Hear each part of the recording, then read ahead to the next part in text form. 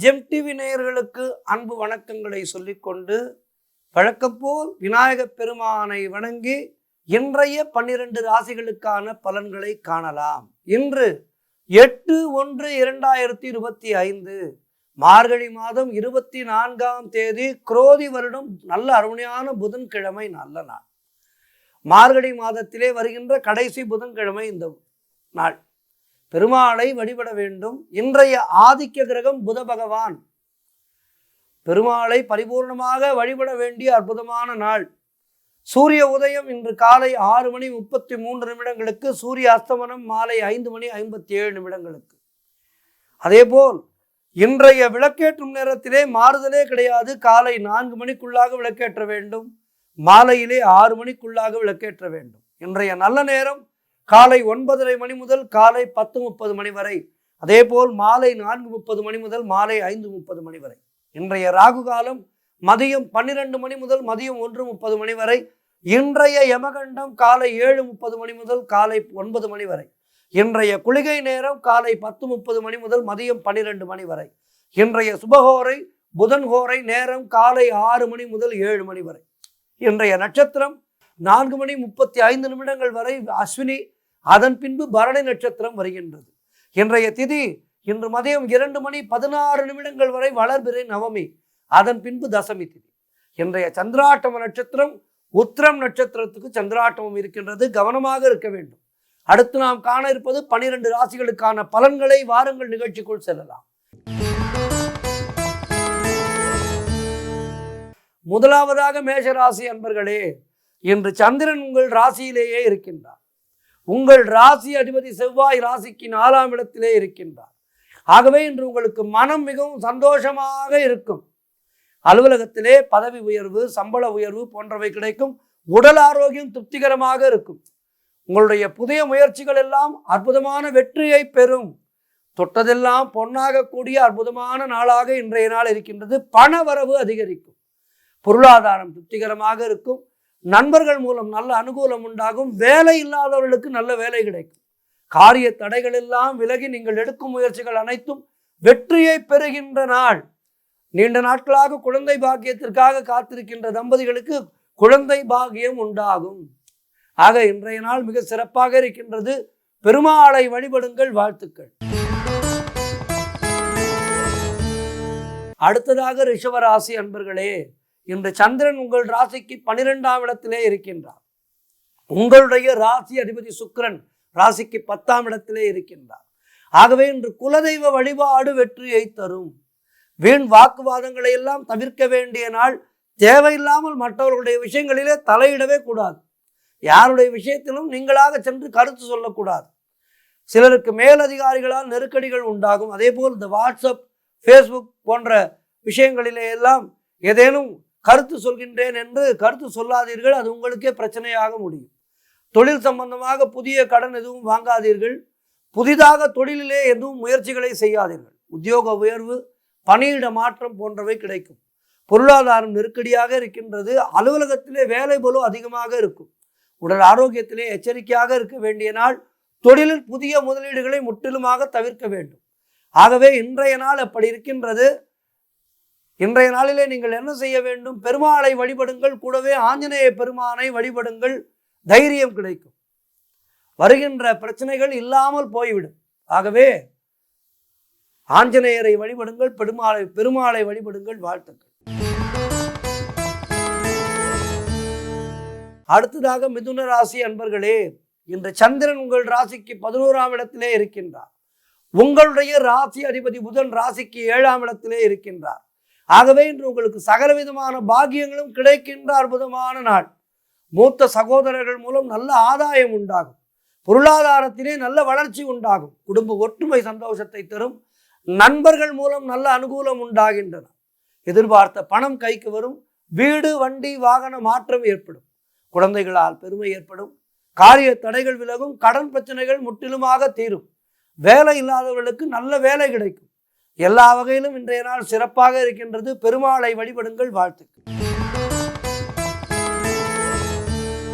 அடுத்ததாக கடகராசி அன்பர்களே, இன்று சந்திரன் உங்கள் ராசிக்கு 10ஆம் இடத்திலே இருக்கின்றார். ஆகவே இன்றைய நாளிலே உங்களுடைய திறமைகள் வெளிப்படும். ஏதோ ஒரு திறமை உங்களுக்குள் ஒளிந்திருக்கும். அது இன்றைய நாளிலே வெளிவரும். உங்களுக்கே தெரியாது, நாம் இப்படி பாடுவோமா, நாம் இப்படி கவிதை எழுதுவோமா என்று உங்களுக்கு தெரியாத ஒரு விஷயம் உங்களுக்கு தெரிய வரும்.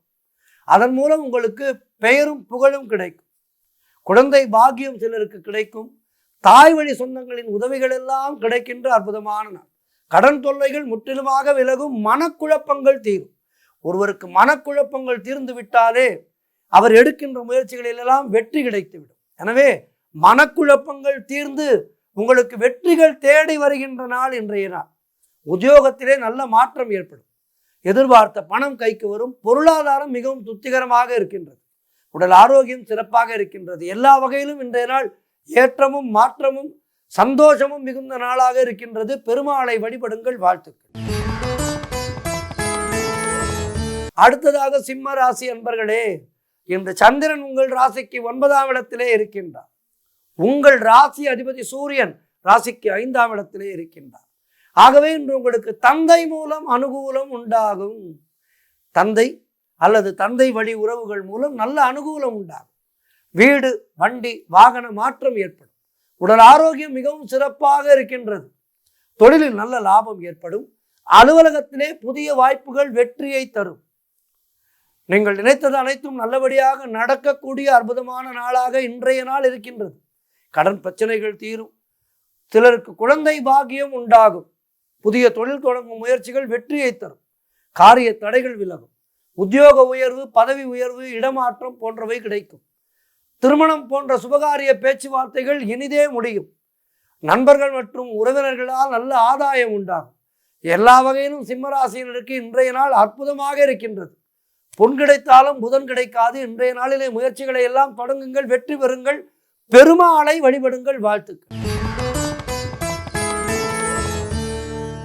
அடுத்ததாக கன்னிராசி அன்பர்களே, இன்று சந்திரன் உங்கள் ராசிக்கு 8ஆம் இடத்திலே இருக்கின்றார். உங்களுடைய ராசி அதிபதி புதன் ராசிக்கு 4ஆம் இடத்திலே இருக்கின்றார். இன்றைய நாள் உங்களுக்கு முழுவதும் சந்திராட்டமம். என்ன செய்ய வேண்டும்? மௌனத்தை கடைபிடிக்க வேண்டும். மனக்குழப்பம், பதற்றம் அதிகரிக்கக்கூடிய நாள். ஆகவே மனக்குழப்பத்தையும் பதற்றத்தையும் தீர்ப்பதற்கு ராமநாமம் சொல்ல வேண்டும். தேவையில்லாத பயத்தை தவிர்க்க வேண்டும். இது ஆகிவிடுமோ, அப்படி ஆகிவிடுமோ என்று நடக்காத ஒன்றை நடக்கும் என்று நினைத்துக் கொள்கின்றீர்கள். அதுதான் உங்களுடைய பிரச்சனையே. ஆகவே அந்த பிரச்சனையிலிருந்து வெளிவாருங்கள். எதுவும் நமக்கு நல்லதே நடக்கும், இறைவன் நமக்கு என்றென்றும் துணையாக இருக்கின்றார் என்று இறைவனை பரிபூர்ணமாக நம்புபவர்கள் எதை பற்றியும் பயப்பட மாட்டார்கள். ஆகவே இன்றைய நாளிலே நீங்கள் பயத்தை விட்டு வெளியே வாருங்கள். கூட்டுத் தொழிலிலே புதிய முதலீடுகளை முற்றிலுமாக தவிர்க்க வேண்டிய நாள். புதிய முயற்சிகளை செய்யாதீர்கள். புதிதாக கடன் வாங்காதீர்கள். கோபத்தை முற்றிலுமாக தவிர்க்க வேண்டிய நாள். கோர்ட் கேஸ் போன்ற பிரச்சனைகளில் இன்றைய நாளிலே ஈடுபடக்கூடாது. அலுவலகத்திலே வேலை பளு அதிகமாக இருக்கும். எதிலும் எச்சரிக்கையாக இருந்தால் இன்றைய நாள் சிறப்பாக இருக்கும். எச்சரிக்கையை தவறவிட்டால் இன்றைய நாளிலே துன்பப்படுவீர்கள். ஆகவே எச்சரிக்கையாக இருங்கள். மௌனத்தை கடைபிடியுங்கள். யாரோடும் அதிகம் பேசாதீர்கள். முடிந்த அளவு ராமநாமத்தை சொல்லிக்கொண்டே இருங்கள். சொல்லிக்கொண்டே இருந்தால் சந்திராட்டம பாதிப்புகள் உங்களை ஒன்றும் செய்யாது. ராமநாமம் சொல்லுங்கள். பெருமாளை வழிபடுங்கள். துளசி மாலை வாங்கி சாற்றுங்கள். வாழ்த்துக்கள். அடுத்ததாக துலாம் ராசி அன்பர்களே, இன்று சந்திரன் உங்கள் ராசிக்கு 7ஆம் இடத்திலே இருக்கின்றார். உங்களுடைய ராசி அதிபதி சுக்கிரன் ராசிக்கு 5ஆம் இடத்திலே இருக்கின்றார். ஆகவே இன்று திருமணம் நிச்சயமாக இருக்கின்ற வரன்களுக்கெல்லாம் திருமணம் நிச்சயமாகும். அதாவது திருமணத்திற்காக காத்திருக்கின்ற வரன்களுக்கு திருமணம் நிச்சயமாகின்ற அற்புதமான நாள். எதிலும் வெற்றி உண்டாகும். கணவன் மனைவிக்குள் இருந்து வந்த பிரச்சனைகள் எல்லாம் தீரும். கூட்டு தொழிலிலே நல்ல லாபம் ஏற்படும். நினைத்த காரியம் அனைத்தும் நல்லபடியாக நடக்கக்கூடிய நாள். சிலருக்கு புதிய வேலை வாய்ப்புகள் உண்டாகும். தொழிலிலே நல்ல லாபம் கிடைக்கின்றன. எல்லா வகையிலும் இன்றைய நாள் சிறப்பாக இருக்கின்றது. அலுவலகத்திலே சம்பள உயர்வு, பதவி உயர்வு, சுபகாரியங்கள் நடக்கக்கூடிய நாள். வீடு, வண்டி, வாகன யோகம் உண்டாகும். செய்யும் செயலிலே பெயரும் புகழும் கிடைக்கக்கூடிய நாள். நண்பர்கள் மூலம் அனுகூலம் உண்டாகும். உறவினர்கள் மூலம் அனுகூலம் உண்டாகும். புதிய தொழில் முயற்சிகள் எல்லாம் வெற்றியை தரும். இப்படி எல்லா வகையிலும் இன்றைய நாள் சிறப்பாக இருக்கின்றது. மேலும் சிறப்புகளை பெறுவதற்கு பெருமாளை வழிபடுங்கள். வாழ்த்துக்கள். அடுத்ததாக விருச்சிக ராசி அன்பர்களே, இன்று சந்திரன் உங்கள் ராசிக்கு 6ஆம் இடத்திலே இருக்கின்றார். உங்களுடைய ராசி அதிபதி செவ்வாய் ராசிக்கு 9ஆம் இடத்திலே இருக்கின்றார். ஆகவே இன்று காரிய தடைகள் ஏற்பட்டு விலகும். தடைகள் ஏற்படுவது போல் இருக்கும், ஆனால் விலகிவிடும். அலுவலகத்திலே வீண் வாதங்களை எல்லாம் தவிர்க்க வேண்டிய நாள். மௌனத்தை கடைபிடியுங்கள். மௌனம் எல்லாவற்றுக்கும் சிறந்த நிவாரணி. கூட்டு தொழிலிலே மன வருத்தங்கள் உண்டாகலாம். ஆகவே கூட்டாளிகளோடு கவனமாக இருக்க வேண்டும். என்ன பேச வேண்டுமோ அதை மட்டும் பேசுங்கள். நீ சரியில்லை, நீ செய்வது சரியில்லை என்று ஆரம்பித்தால் அது பெரிய சென்ற சண்டையிலே போய் முடியும். ஆகவே என்ன பேச வேண்டுமோ அதை பற்றி மட்டும் பேசுங்கள். உடல் ஆரோக்கியத்திலே மிகுந்த எச்சரிக்கையாக இருக்க வேண்டும். வண்டி வாகனங்களிலே போகும்போது எச்சரிக்கையாக இருக்க வேண்டும். குடும்பத்திலே கணவன் மனைவிக்குள் சண்டை சச்சரவுகள் வந்து போகும். நண்பர்கள் மூலம் உறவினர்கள் மூலம் அனுகூலம் உண்டாகும். திருமணம் போன்ற சுபகாரிய பேச்சுவார்த்தைகள் சற்று தாமதமாகும். அலுவலகத்திலே வேலை பளு மிக அதிகமாக இருக்கும். தொழில் மற்றும் வியாபாரத்திற்காக புதிய முதலீடுகளை முற்றிலுமாக தவிர்க்க வேண்டிய நாள். சிலருக்கு தேவையில்லாத செலவுகள் ஏற்படலாம். ஆகவே எச்சரிக்கையோடு இருக்க வேண்டிய நாள் இன்றைய நாள். எச்சரிக்கையாக இருக்கும் போது என்ன செய்ய வேண்டும் என்றால், உங்களுக்கு பிடித்த கடவுளுடைய பெயரை சொல்லிக்கொண்டே இருங்கள். உங்களுக்கு ராமரை பிடிக்கும் என்றால் ராம ராம ராம ராம என்று ராமநாமத்தை சொல்லுங்கள். முருகனை பிடிக்குமா முருகா முருகா முருகா என்று சொல்லுங்கள். அம்பாளை பிடிக்குமா ஓம் சக்தி என்று சொல்லுங்கள். இப்படி நீங்கள் சொல்ல சொல்ல உங்களுடைய மனதிலே தைரியம் பிறக்கும். எந்த பிரச்சனை வந்தாலும் அதை சமாளிப்பதற்கான மதியூகம் கிடைக்கும்.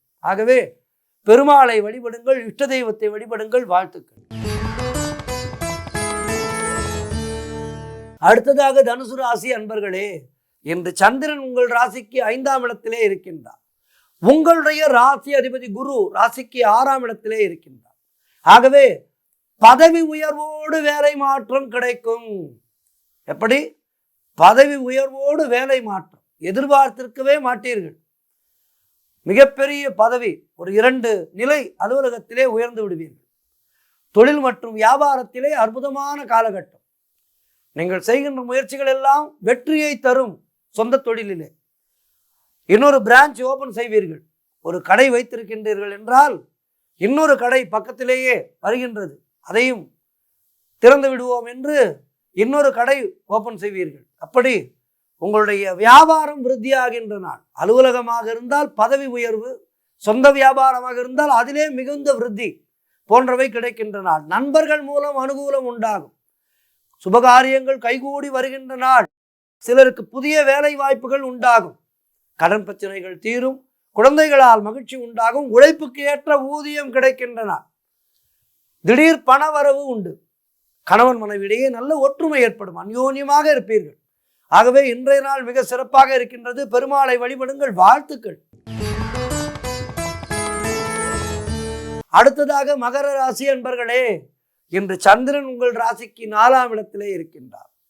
உங்களுடைய ராசி அதிபதி சனி ராசிக்கு 2ஆம் இடத்திலே இருக்கின்றார். ஆகவே இன்று சொந்த வீடு வாங்கும் யோகம் உண்டாகும். சொந்த வீட்டை பற்றி வெகு நாட்களாக யோசித்துக் கொண்டிருப்பீர்கள். இன்றைய நாளிலே அதற்கான முயற்சிகளை தொடங்கினால் வெற்றி நிச்சயம். உத்தியோகத்திலே சம்பள உயர்வு, பதவி உயர்வு, இடமாற்றம் போன்றவை சிலருக்கு ஏற்படும். திருமண பேச்சுவார்த்தைகளை எடுத்தால் சுபமாக முடியும். உங்களுடைய காரியங்கள் அனைத்தும் கைகூடி வருகின்ற அற்புதமான நாள். பண வரவு உண்டாகும். நண்பர்கள் மற்றும் உறவினர்களால் நல்ல ஆதாயம் உண்டு. தாய் வழி உறவுகள் மூலம் ஆதாயம் உண்டாகும்.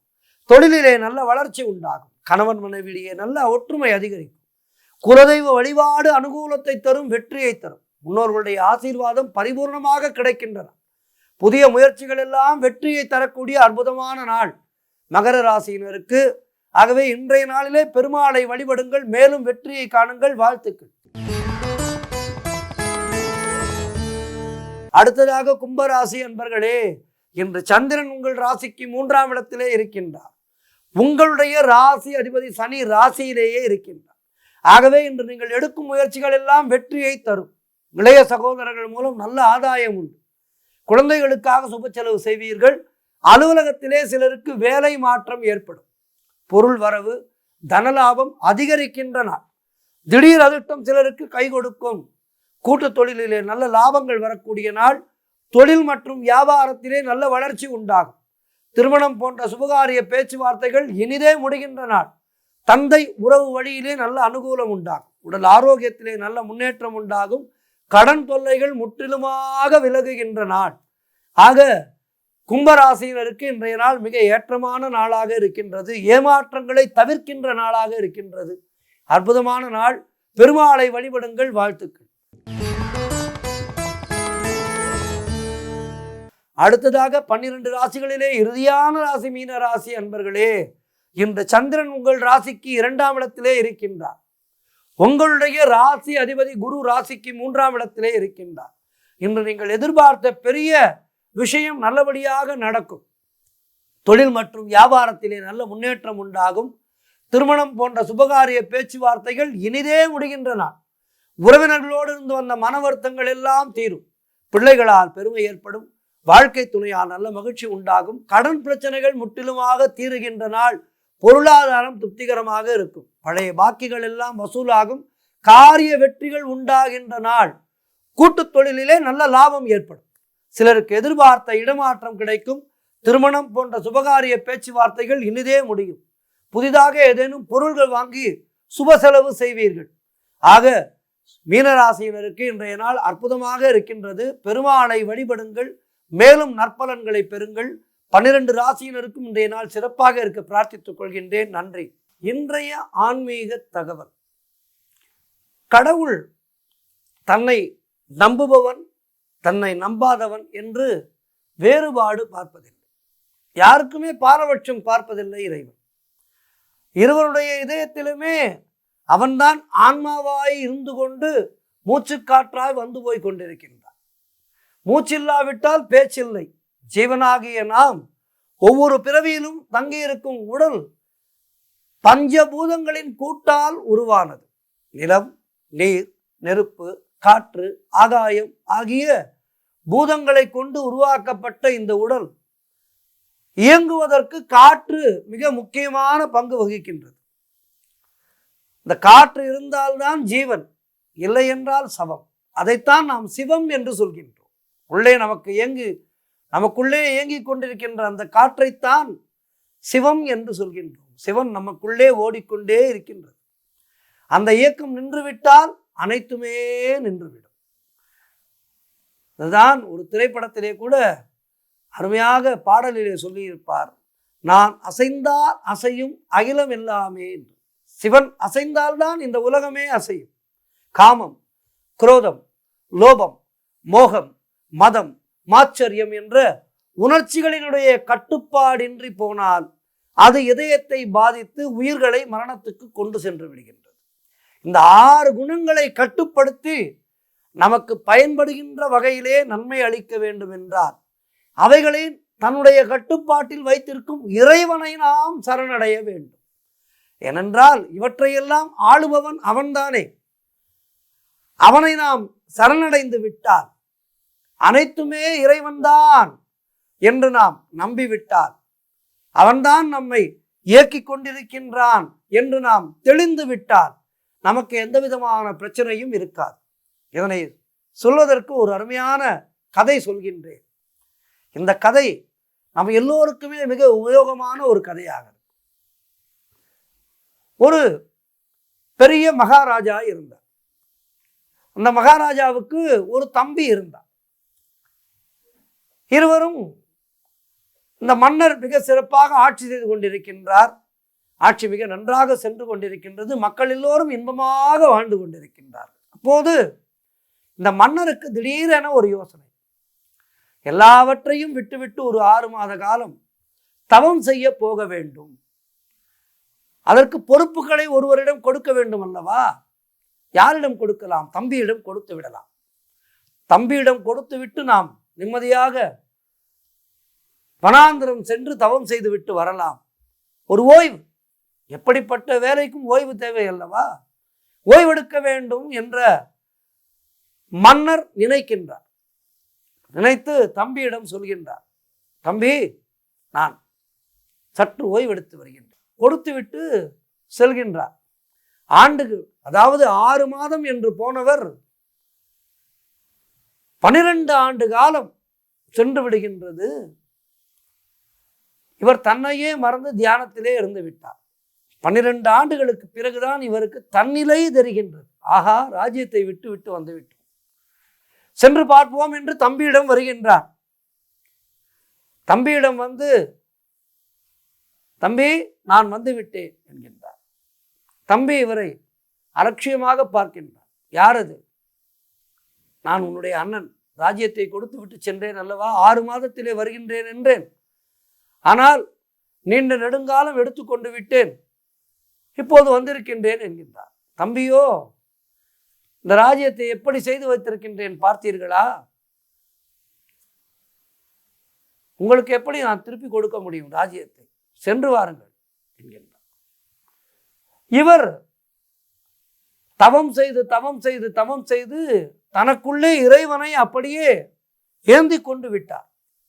ஆகவே இவரே பாதி இறைவன் ஆகிவிட்டார்.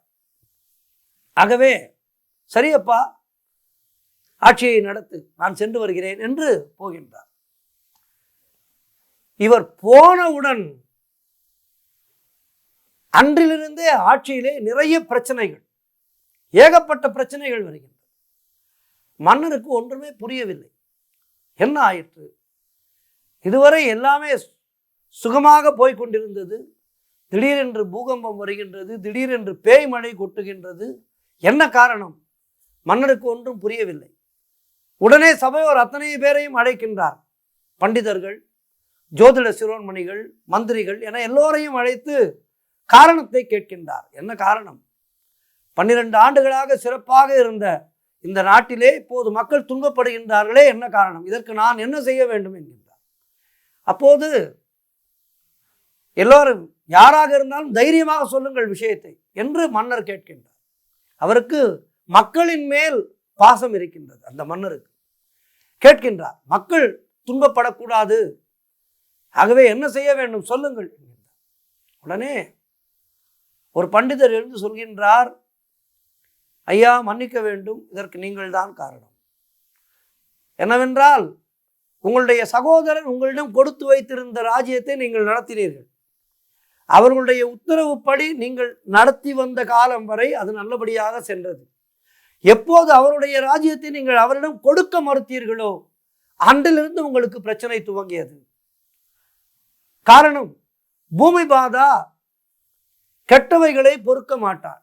உங்களுடைய மனதிலே அந்த நேரத்திலே அகங்காரமும் ஆவேசமும் வந்து பதவியை விடக்கூடாது, பதவியை விட்டுவிடக்கூடாது என்கின்ற எண்ணம் மேலோங்கி இருந்த காரணத்தினாலே நீங்கள் உங்களுடைய சகோதரரை அவமானப்படுத்தி அனுப்பினீர்கள். அவருடைய மனபாரம் இப்போது பூமி பாரம் தாங்காமல் எரிமலை வெடிக்கின்றது, பூகம்பம் வருகின்றது, இதுதான் காரணம் என்று சொன்னவுடன் இவர் சாதாரணமாக நல்லவர் தான், அந்த நேரத்திலே சற்று மனக்குழப்பத்திலே பேசிவிட்டார். என்றாலும் உடனடியாக என்ன சொல்கின்றார், நான் உடனே போகின்றேன், போய் சகோதரனுடைய காலிலே விழுந்து அவரை அழைத்து வருகின்றேன் என்று நேரடியாக சகோதரரை பார்க்க செல்கின்றார். காட்டிலே சென்று சகோதரரை பார்த்து காலிலே விழுந்து, அண்ணா வந்து ஏற்றுக்கொள்ளுங்கள். உடனே அவர் சொல்கின்றார், தம்பி கவலை வேண்டாம், நீயே வைத்துக்கொள், இப்போது நான் மனப்பூர்வமாக கொடுக்கின்றேன். அப்போது 6 மாதம் என்று சொல்லிவிட்டு உன்னுடைய தலையிலே 12 ஆண்டுகள் சுமையை ஏற்றுவிட்டேன். அது நான் செய்த தவறு. நீ நல்லவன், நீ நல்லவன், உண்மையிலேயே நல்லவன், வல்லவன், அதனால்தான் இந்த ராஜ்யத்தை மிக சிறப்பாக வைத்திருக்கின்றாய். என்றாலும் இனி நான் ராஜ்யத்திற்கு வந்து ஏற்றுக்கொள்ள விரும்பவில்லை, நான் இப்படியே என்னுடைய வழியிலே போகின்றேன், நீ நல்லபடியாக மக்களை பார்த்துக்கொள் என்று அவர் சென்று விட்டார். இவர் திரும்பி வந்து ராஜ்யத்தை ஏற்றுக்கொண்ட பின் படிப்படியாக எல்லாமே சரியாகிவிட்டது. இதற்கு காரணம் அவருடைய ராஜ்யத்தை இவர் வைத்திருந்த காரணத்தினாலே. ஆகவே அடுத்தவருடைய பொருளுக்கு ஆசைப்படாமல் அடுத்தவருடைய ஏற்றத்தை கண்டு நாம் அங்கலாய்க்காமல் இருந்தால் நம்முடைய வாழ்வானது சிறப்பாக இருக்கும் என்பதற்கான கதை இந்த கதை. ஆகவே எல்லோரும் சிறப்பாக இருப்போம், இறைவர் என்றும் நமக்கு துணையாக இருக்கும். இறை அருள் என்றும் நமக்கு துணையாக இருக்கும். மீண்டும் நாளை சந்திக்கின்றேன். நன்றி, வணக்கம்.